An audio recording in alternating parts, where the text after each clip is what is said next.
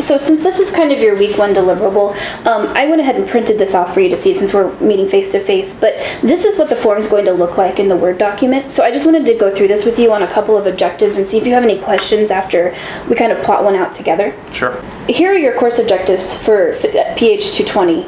And this is a whole lot of stuff to cover, obviously. So what we're going to have to do with the IRA mapping is figure out where you want to plug in each course objective, and then when you want to cycle back around and kind of spiral that curriculum back for the students. So with that first objective, gain a conceptual understanding of physics principles, that's actually an objective that I have for the entire course that I want to revisit or address again and again.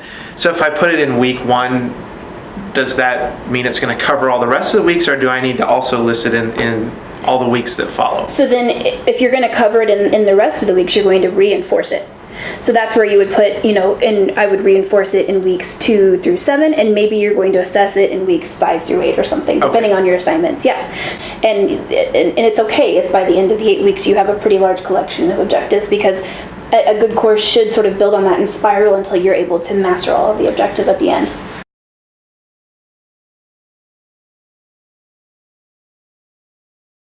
Okay, so those broader goals, then I can break them down each week by weekly objectives that speak to that larger. Yeah, those are kind of what the student's able to look at and say, all right, this is what I'm going to have to be able to do to say that I know how to do this. Okay. Yeah.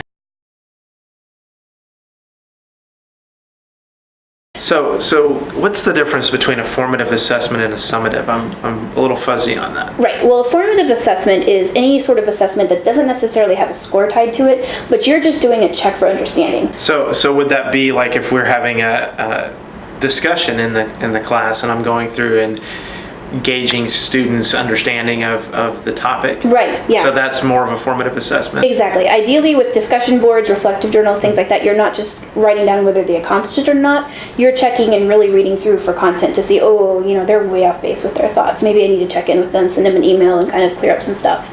With a summative assessment, though, those would be like your graded assignments, your quizzes, sometimes they can be either way. Definitely your final projects or your midterms, those are things that you're going to assign a hard score to, and that's kind of like a stopping point to say, at this point in the course, you have either mastered it or you haven't. Right.